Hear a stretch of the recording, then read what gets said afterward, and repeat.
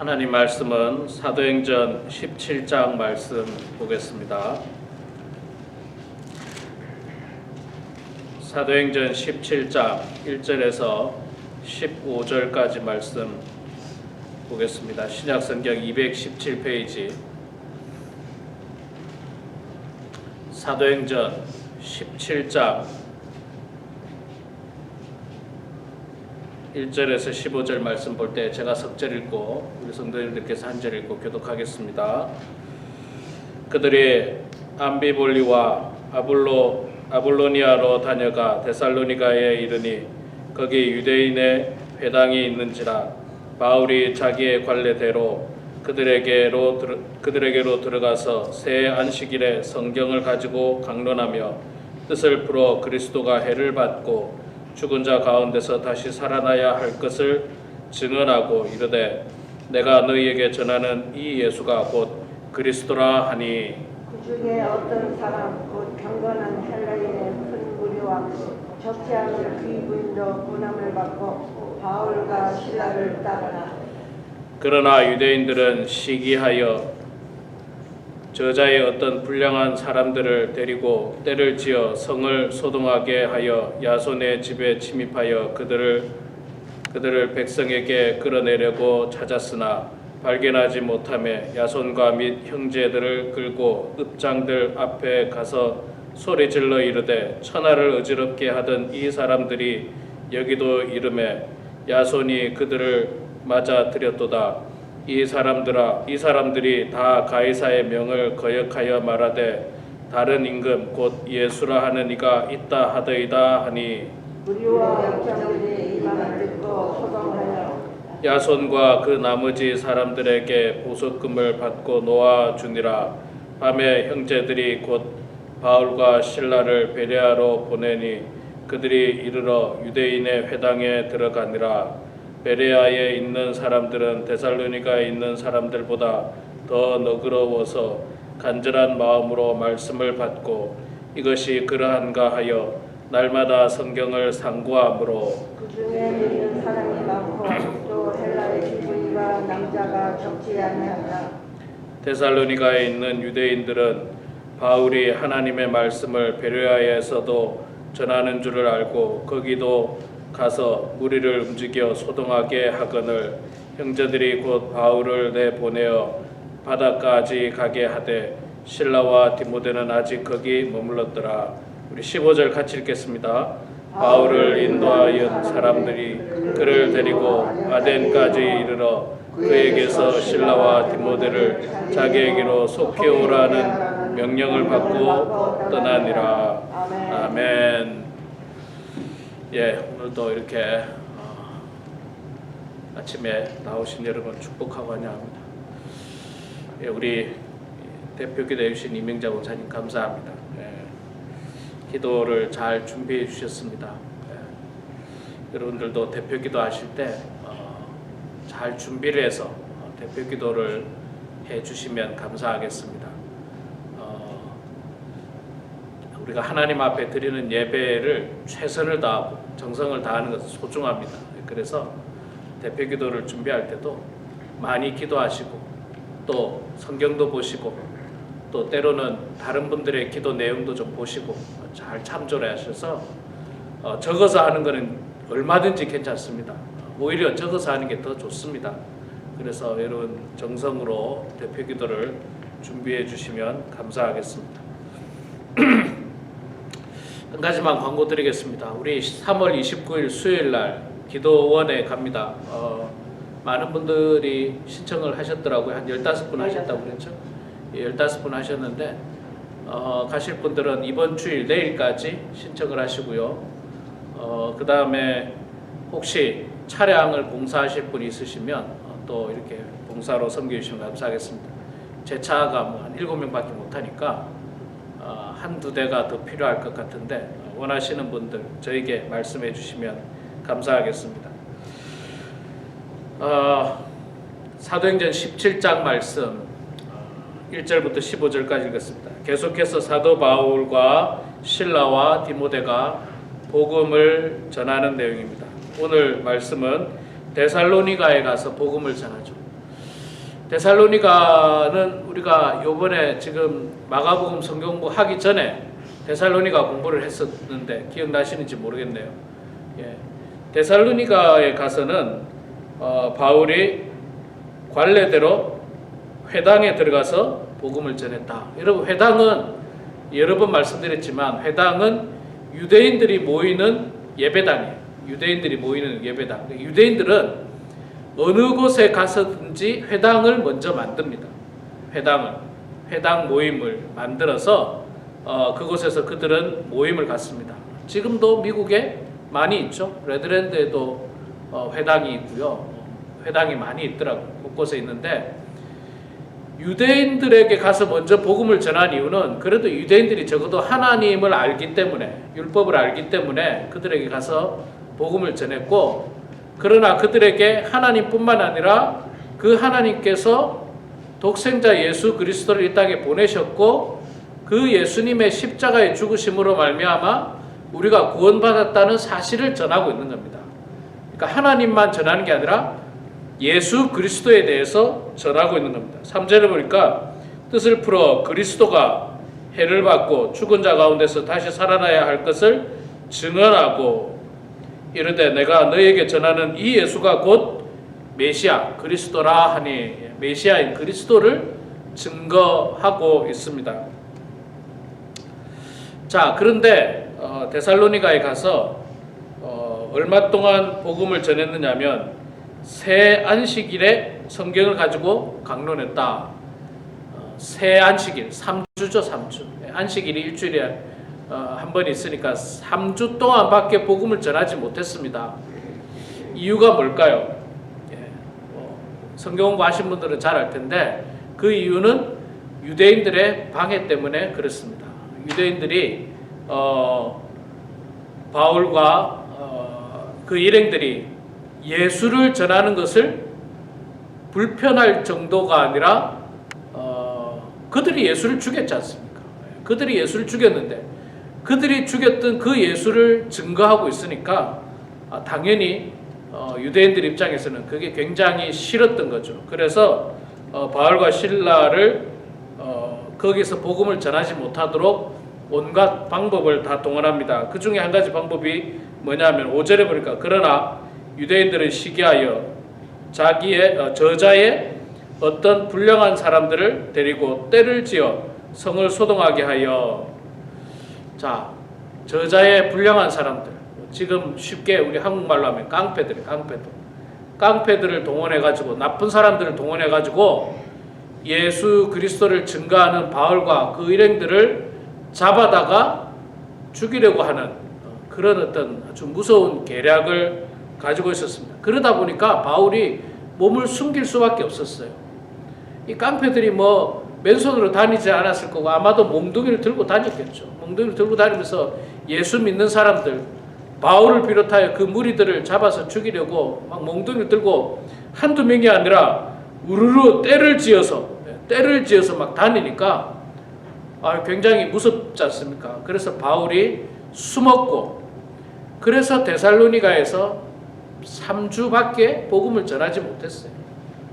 좀 오래 복음을 전하고 복음을 전했을 뿐만 아니라 예수 믿는 사람들이 늘어나면 거기서 교회를 세우면서 지도자를 세우고 뭐 이런 일들을 했었어야 되는데 3주밖에 복음을 전하지 못한 거예요. 이 유대인들이 깡패를 동원해가지고 바울을 공격했기 때문에.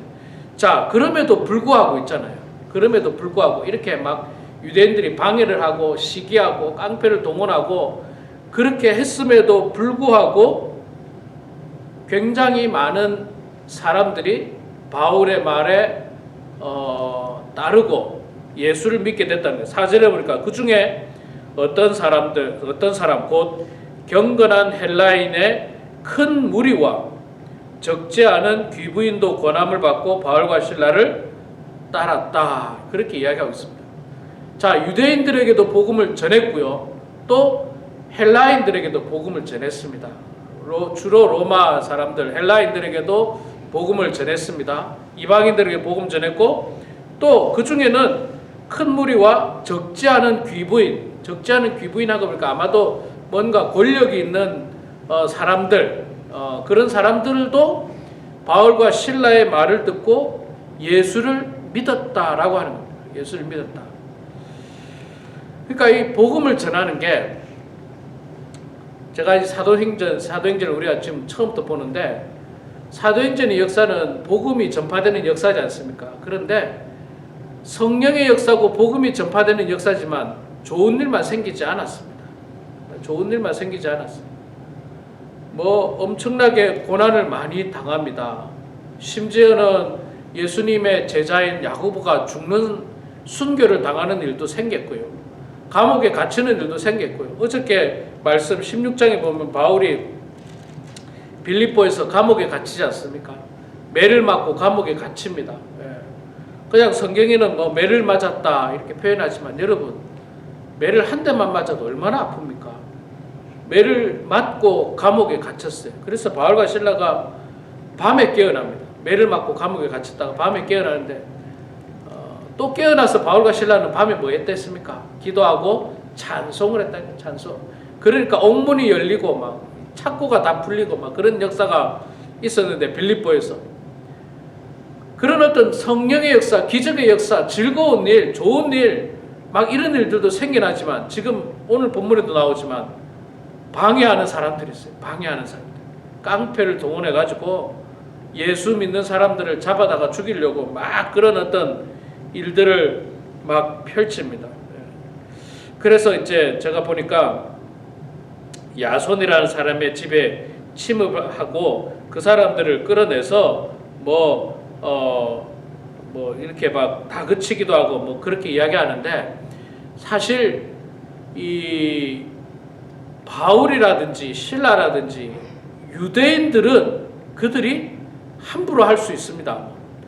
몽둥이로 때릴 수도 있고 뭐 할 수도 있어요. 그런데 함부로 못하는 사람이 누구냐면 로마 시민권자들이에요. 로마 시민권자들은 함부로 때려서도 안 되고 감옥에 가둬서도 안 됩니다. 잘못된 일이 있으면 정당한 법 절차를 거쳐서, 사법 절차를 거쳐서 이렇게 해야 되는 거예요. 그래서 아마 뭐 야손이라든지 다른 사람들은 쉽게 손을 못 대고 바울은 로마 시민권자인지 몰랐나 봐요. 유대인으로만 생각했어요. 그래서 아마 바울을 잡아다가 죽이려고 그렇게 했습니다. 어제 본문 말씀에도 빌립보에서 바울을 잡아다가 감옥에 가두는 일이 불법이거든요. 바울은 로마 시민권자이기 때문에 불법인데도 그들이 모르고 막 그렇게 했던 겁니다. 자, 어찌되었든 이 복음 사역은 데살로니가 교회에서 딱 3주밖에 안 있었습니다. 이 바울이 3주 동안 복음을 전했는데, 근데 놀라운 기적의 역사가 일어납니다. 그리고 데살로니가 교회가 우리가 성경 공부를 통해서 봤습니다. 굉장히 부흥을 해요. 굉장히 부흥을 합니다. 놀랍게 부흥을 합니다. 그래서 참 감사한 일이고요. 데살로니가에서 3주밖에 없고 몸을 피하여 베레아라고 하는 곳으로 이 몸을 피신하게 됩니다. 10절 이하에 나오죠. 자, 근데 이 베레아 사람들은요 또 특별해요.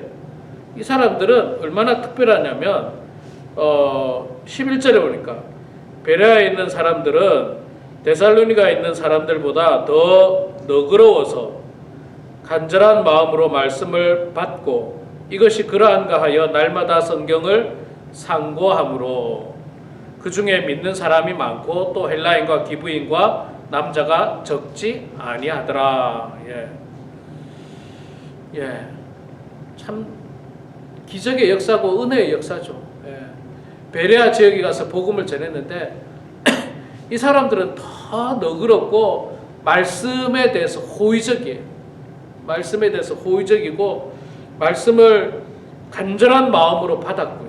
또 그 말씀이 그러한가 해서 집에 가서 성경을 날마다 상고했다, 연구했다는 거예요. 공부했다는 거예요. 야, 이거 얼마나 좋습니까? 여러분들도 바라기는 뭐 저뿐만 아니라 어떤 목사님이 설교하시든지 목사님께서 설교할 때 간절한 마음으로 그 말씀을 마음에 받으시고요. 또 무조건적으로 받아들이지 마시고요. 진짜 그런가 해서 여러분들이 직접 한번 성경을 읽어보시면서 확인을 하셔야 돼요. 왜냐하면 요즘은 하도 사이비 이단들이 많아서 그래요. 사이비 이단들이 너무 많아서 그래요. 그래서 여러분 성경을 보셔야 됩니다. 성경을. 진짜 성경이 그렇게 이야기하고 있는가? 그걸 자세히 봐야지. 그렇지 않으면 뭐 제가 지난주 토요일에도 그 말씀 전했지 않습니까? 지금 막 한국에서 막 문제시되고 있는 JMS 정명석 문제, 무슨 신나라, 무슨 만민중앙교회 이재로 뭐 어마어마하게 많아요. 우리 한국에 이런 사이비 종교들이 얼마나 많은지 몰라요. 옛날부터 그랬어요. 일제시대 때부터 기독교가 시작될 때부터 사이비 종교들이 얼마나 많아요. 그리고 그 사이비 종교들이 엄청나게 많은 무리를 일으켰습니다. 여러분들 제가 하나만 소개 또 해드리면 지금은 없어졌어요. 백백교라고 들어보셨어요? 백백교. 인터넷 들어가서 백백교 치면 기가 막힌 걸 보게 됩니다. 이게 한국 기독교 역사, 그러니까 기독교라고 보기는 어려워요. 사이비 종교인데 백백교. 흰 사람이 희게 만든다. 뭐 그런 교단이에요. 그런 여기서 어떤 일이 벌어졌냐면 무려 400명 넘게가 죽습니다. 이 안에서 죽이고 뭐 안매장하고 이게 한국 사회에 있었던 일이에요. 뭐 백백교 또 뭐 지난번에 여러분 생각나십니까? 여자 목사가 뺨 때리는 그런 이상한 교단 못 보셨어요? 여자 목사가 성도들 뺨을 때리고 부모가 자식 뺨 때리고 자식이 부모 뺨 때리고 그래 그 사람이 또 잡혀 들어갔잖아요. 그런데 그 사람들이 한국에서 하기가 어려우니까 다 모아가지고 저 피지로 갔잖아요. 피지라는 데 가서 이상한 또 뭐 그런 것들 하고 그런 것들이 한국 사회에 얼마나 많은지 몰라요. 얼마나 많은지. 그러니까 무작정 믿는 거예요. 무작정 믿으면 안 됩니다. 이 베레아 성도님들처럼 성경이 그런가 하는 저분의 말씀이 그런가 하여 날마다 성경을 상고해야 돼요. 날마다 성경을 읽으면서 여러분들이 확인하셔야 됩니다. 아, 그 말씀이 맞는가? 목사님이 지금 성경의 말씀을 하고 있는가? 아니면 자기의 말을 하고 있는가? 여러분들이 자꾸 확인하셔야 돼요. 자꾸 확인하셔야 돼요. 여러분들 혹시 제가 수상하다고 생각하면 여러분 제 설교들도 분석을 하셔야 돼요. 인터넷에 다 있지 않습니까? 제가 유튜브에 거의 다 올리잖아요. 목사님이 성경 말씀을 하셨는지 아니면 성경에 없는 뭐 성경과 아주 반대되는 이야기를 하셨는지 여러분들이 성경을 상고하셔야 됩니다. 그래야지 우리가 건전하고 진실된 믿음을 가질 수 있지. 그렇지 않고 무작정 믿다가는 좋은 목사님 만나서 무작정 믿으면 괜찮은데 아주 정말 자칫 잘못하다가 나쁜 사이비 종교의 이상한 사람의 이야기를 듣고 거기에 빠져버리면 큰일 나잖아요. 그러니까 여러분 성경을 날마다 상고하는 여러분 되시기 바랍니다. 자, 그렇게 베레아 사람들이 하나님 말씀 믿고 날마다 성경을 상고했는데 그 중에는요 12절에 보니까 믿는 사람이 많고 또 헬라의 귀부인과 남자가 적지 아니하였다. 하나님의 또 기적의 역사죠. 많은 믿는 사람들이 나타났고 유대인뿐만 아니라 헬라인과 귀부인들도 적지 않게 예수를 믿었다. 그렇게 이야기합니다. 그런데 여기서도 또 마찬가지로 또 유대인들의 또 공격이 있습니다. 13절에 데살로니가에 있는 유대인들은 바울이 하나님의 말씀을 베레아에서 전하는 줄을 알고 거기도 가서 무리를 움직여 소동하게 하거든. 그러니까 데살로니가에서 바울을 공격했던 사람들이 바울이 베레아에 가서 복음 전한다니까 또 거기에 또 깡패를 파송해가지고 깡패를 보내가지고 또 바울을 또 공격하는 거예요.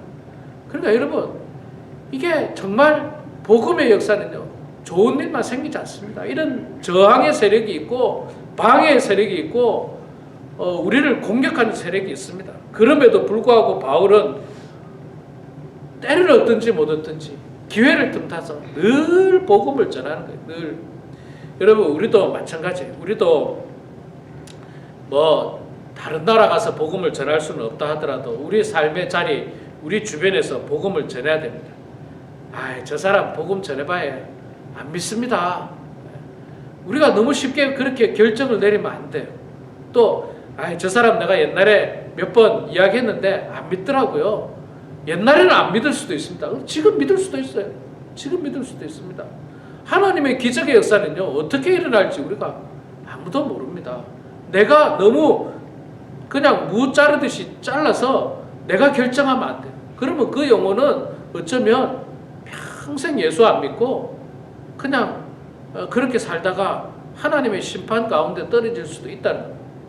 여러분, 심지어는 여러분의 가족들 가운데도 예수 안 믿는 사람이 있을 수 있을 거예요. 그들에게도 계속 복음 전해야 됩니다. 계속 기도하면서 복음 전해야 돼.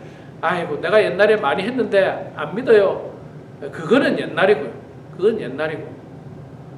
저는 제 주변에서 그런 사람들 많이 봤습니다. 제가 가끔 그 이야기를 했었는데, 제 동생도 청소년 시절 때부터 안 믿었어요. 예수 안 믿더니 어느 순간 예수를 믿기 시작하더니 20대 중반부터 제 기억에, 제가 미국 오고 나서인데 저도 깜짝 놀랐어요.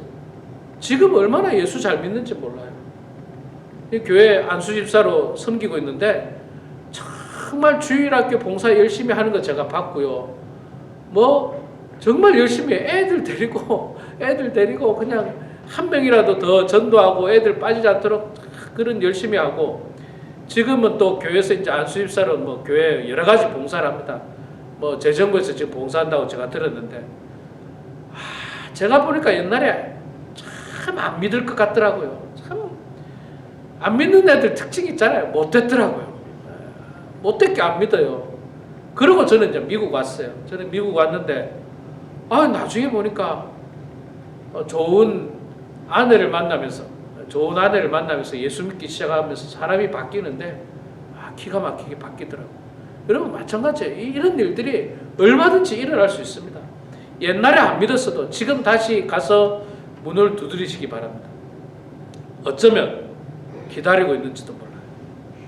어쩌면 기다리고 있는지도 몰라요. 옛날에는 내가 거부했지만 점점 하나님 앞에 갈 날이 다가오니까 이제는 나가야 돼. 이제는 내가 옛날에는 내가 교만해가지고 내 힘대로 살았는데 이제는 내가 전능하신 하나님을 의지하지 않을 수 없겠다라는 마음이 생길 수 있기 때문에 우리가 가서 문을 두드려야 돼. 그래, 지금까지 안 믿은 사람은요, 스스로 나오려면 힘들어요. 또 뭔가 부끄럽고 뭔가 쑥스럽고 그래요. 우리가 가서 손 붙들어주면 그냥 못 이기는 척하면서 감사함으로 나오는 경우도 있을 수 있기 때문에 여러분, 열심히 복음을 전합시다. 또 복음을 전하다가 이 바울이 지금 고난 당하는 것처럼 우리가 고난 당할 수도 있어요. 문전박대 당할 수도 있습니다. 교회 가자 하려거든 들어오지도 말라고 그럴 수도 있어요. 그러나 여러분, 그거 오히려 기뻐하십시오. 내가 복음 전하다가 고난을 받는구나. 이거 얼마나 기쁜 일입니까? 바울이 지금 복음 전하다가 고난 당하고 있지 않습니까? 복음 안 전하면요, 이런 고난은 안 당합니다.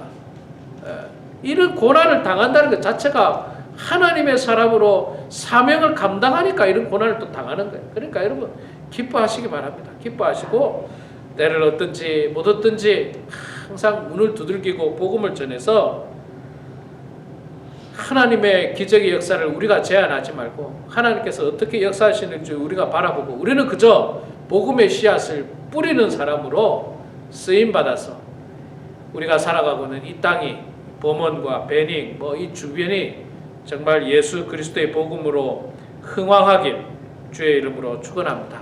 기도하겠습니다. 사랑의 아버지 하나님, 은혜를 감사합니다. 저희들 주님 사랑해 주셔서 오늘도 이 아침에 주님 전에 나오게 하시니 고맙습니다. 특별히 사순절이 깊어가는 이 기간에 저희들이 예수 그리스도의 십자가를 묵상하고 주님의 말씀을 사모하면서 이렇게 주님 전에 나왔습니다. 하나님, 특별히 오늘 사도행전 17장 말씀을 통해서 사도 바울이 복음을 전하는 귀한 모습을 보았습니다. 하나님께서 역사하셔서 참으로 귀한 부흥의 역사가 일어나는 것도 보았습니다. 그러나 또 반대로 유대인들의 시기와 유대인들의 방해와 생명의 위협을 느낄 만큼 그들이 공격하는 그 공격도 보게 됐는데, 하나님 아버지, 우리가 때를 얻든지 못 얻든지 주의 말씀을 증거하는 저희들 되게 하시고, 말씀을 전하다가 고난을 당한다 할지라도 오히려 기뻐하게 하시고 감사하게 하시고 하나님께 영광 올려드리는 저희들의 삶이 되게 하여 주시며, 아직도 예수 그리스도를 알지 못하고 하나님의 심판 가운데 놓여 있는 불쌍한 많은 사람들을 긍휼히 여기면서 그들에게 늘 하나님의 귀한 말씀을 전하며 예수 그리스도께서 우리를 위하여 십자가에 돌아가셨다는 그 놀라운 사실을 증거하고 우리가 예수 믿어야 한다는 것을 선포하는 그런 우리 모두가 될 수 있도록 하나님 도와주시옵소서. 아버지 하나님, 이 마지막 때에 그리스도의 사람으로 온전하게 살게 하여 주시고, 하나님의 말씀대로 예수 그리스도께서 우리들에게 주신 그 귀한 교훈의 말씀대로 이 땅에서 살아가는 모든 성도들 되게 하여 주시옵소서. 아버지 하나님, 이 시간에도 각자 주님 앞에 기도합니다. 우리 기도 가운데 주님 역사하여 주시고 기도대로 모든 일들이 이루어지며 형통한 인생들 되게 하여 주시옵소서. 감사드리며 예수님의 이름으로 기도드리옵나이다. 아멘.